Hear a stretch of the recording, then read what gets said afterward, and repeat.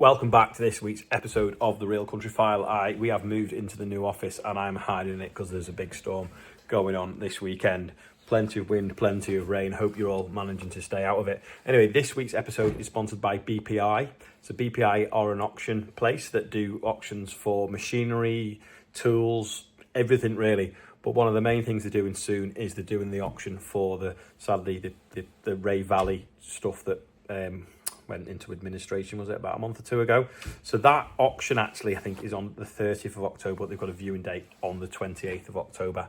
I'm having to read off a note here. I've got an auto cue because I can't remember all the dates. Angela's been very descriptive in this week's episode of what I've got to mention.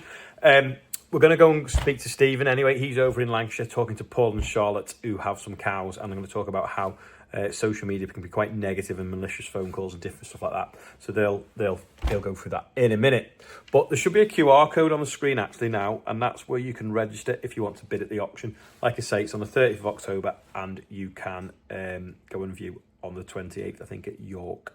Anyway, let's go over to Lancashire and see how Stephen's got on. On this week's edition of The Real Country File, I've come along to see Charlotte and Paul, and they are Wyersdale Dexters with a very interesting story to tell. So, Paul, Charlotte, I first saw you at the Royal Lancashire Show, and we were just stood outside at Shoring looking at some very bonny Dexters. That feels like a long time ago now, doesn't it? It does, yes. It was back in the summer holidays, wasn't it? We were all admiring the quality at the Dexter show, really, weren't we? With three kids hanging off us. Yeah, all the kids. Yeah, you did have a lot of kids. Were they all yours? Yeah, funnily enough, they are all ours. Yeah. How many kids have you got? How many are we up to? We're three altogether. It's not a question. That's handy for looking out and cleaning. And Yeah. Eventually we'll have good staff, won't we? Yeah, some stuff. So you tell us a little bit about we're in Lancashire, beautiful autumnal drive here, lovely spot. To ask for a better night, could you? No, genuinely, just like recharged my batteries driving here, superb. Tell me a little bit about yourselves, about what you're farming.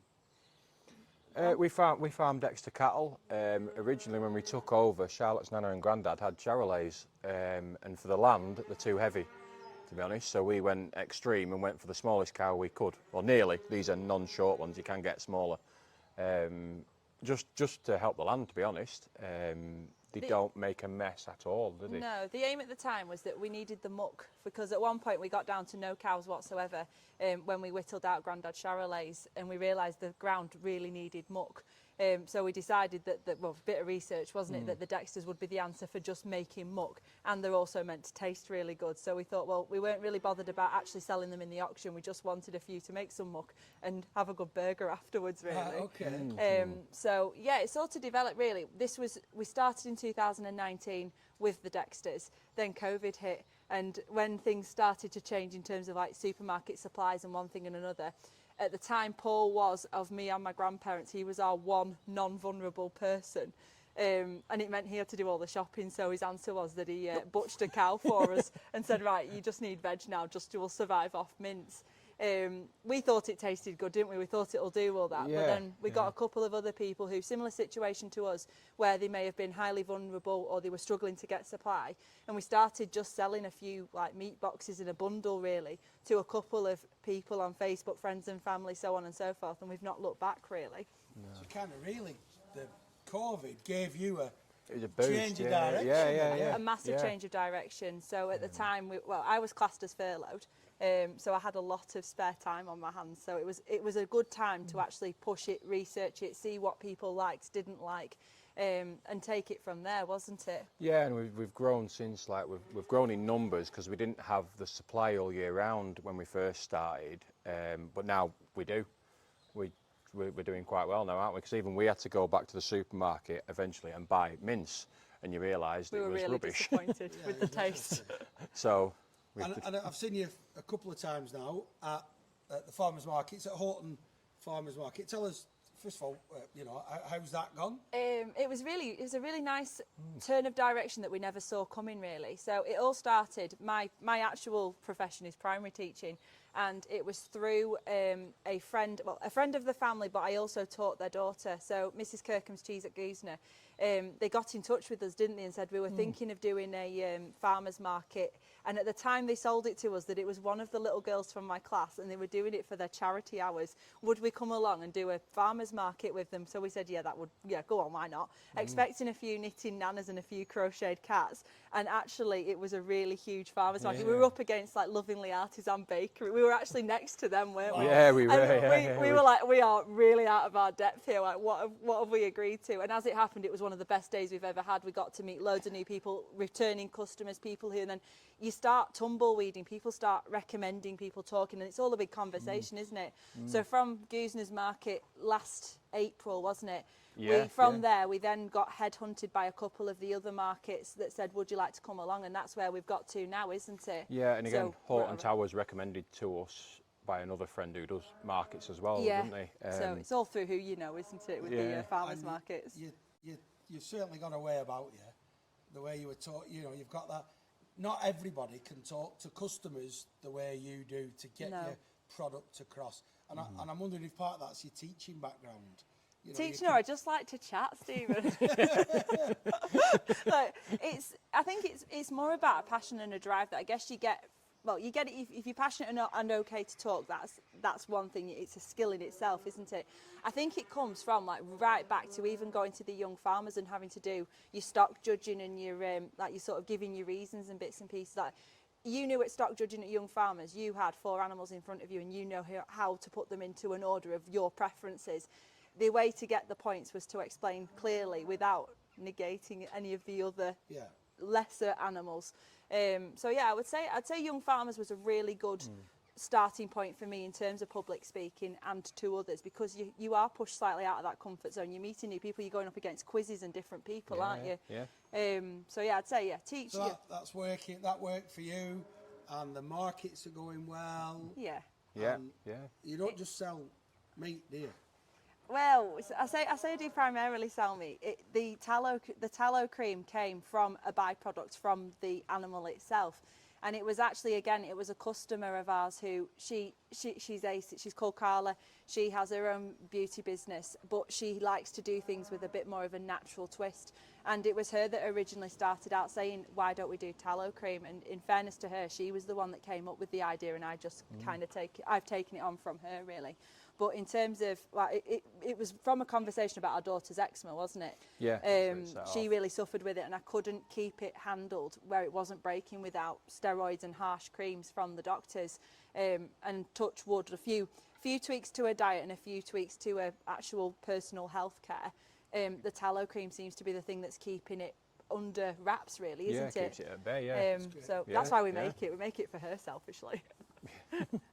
So diversification as well, different products, and you've also got some rather lovely pigs around the back that we've seen. Yeah, they're Gloucester Old Spots. We wanted to go down the rarer breed route, didn't we, to try and tie in with the Dexters of being a fatty breed. And we thought, we've done Tamworths, Gloucester Old Spots, Middle Whites, and now we've gone back to Gloucesters again, haven't we, because we like the taste of them, basically. Right, okay. So yeah, we seem to be doing okay with them as well. Yeah, this is Paul's department. Paul, we have nice cut-off points in our business where Paul deals with live animal and I deal with dead animal. All right, okay. So Paul's choice is about breeding and the breeds that we choose, and Rea for the meat side is completely Paul's, with a few snippets from me, really. And in terms of products that you're making from the pigs, then what are we? Bacon and sausage mainly, but our best sellers. Belly pork is always good. Pork chops. It's amazing what you can, what cuts you get off a pig that you don't see in the general supermarket day to day. It has sort of given me a bit of a. I mean, I actually before doing this, I wasn't a massive pork. I didn't like pork myself, and having certain cuts that you don't know.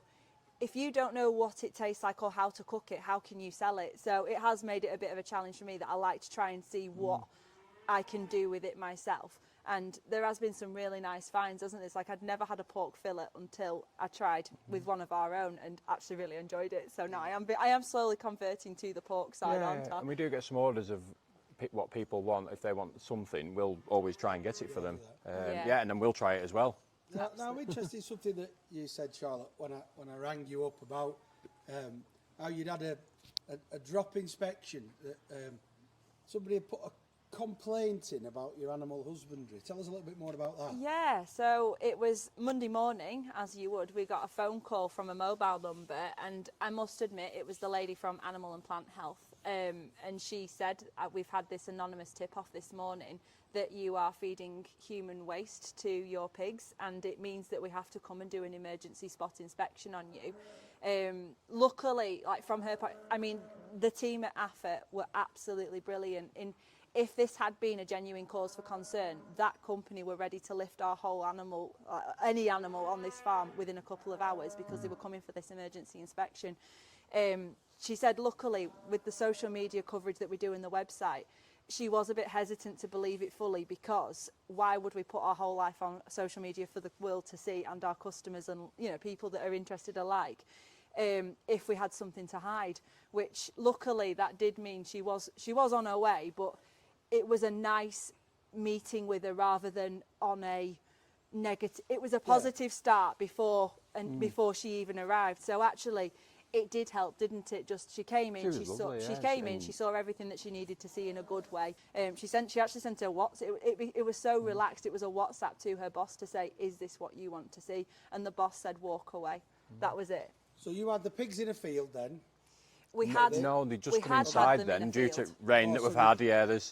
We took decision that it was far too wet on them outside, didn't we? It had just gone to mud, which was just the year how it's gone. When we say human waste, are we talking about your scraps off your plate? Yeah, like your chicken burgers and your... not actual waste. Yeah. Your peelings and your bits and bobs. It used to be, didn't it? The slop bucket was just slop that, pigs. Absolutely. So somebody's seen your pigs, possibly. Apparently, they've seen them. And put in this... What is malicious? Yeah, that's the word for it. Malicious and hurtful, really, because we've never gone out at any point to upset anybody, and it really deeply hurt me to think that somebody was either, if they had something they were concerned about, just have a conversation with me. Like my phone number's all over my social media and my website. Like it's only a case of ringing me up. I'd have invited anybody to come and see what we do, so that if there was any doubt, they would have left without it, because there isn't anything to hide. Well, I've been to see pigs. They're happy as Larry. They look happy. They're really well looked after, well cared for. Thank you. And as you said, I've been in the field with you, Paul, and your cows, and you can just tell when folk are right, and you can tell when a farm's not right. You drive down here, and you can tell that you're good folk, and that must be on your social media. That comes across to your social media as well.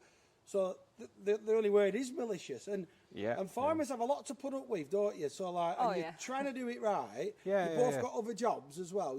It's not, you're not billionaires. Let's have it right. Filming 1,000 acres.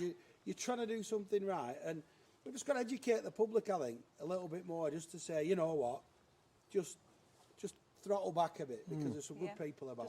Just come and see. That ties into the farm visits, doesn't it? That are happening.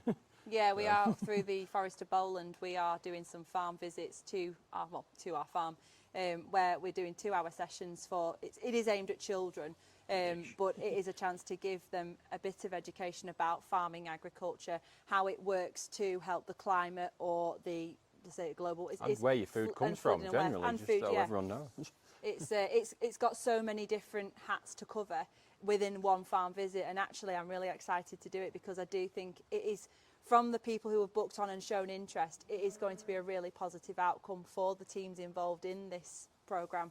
Well, I wish you all the best for that, and I think they're going to love it when they come round, because farms come in all shapes and sizes, as do cows. And your Dexters, what they lack for in maybe in height, they certainly make up for in characterfulness. They've attitude. And dare I say, taste as well. That's what they're all about, isn't it? We know that they've had a good life, and then they have a good end, really, don't they? It's a full circle, isn't it? Well, I recommend 4 hours for your brisket in slow cooker with some red wine, mushroom beans. My days, it was the tea of the week. I got 4 stars at least. Mrs. Law never gives me 5 stars.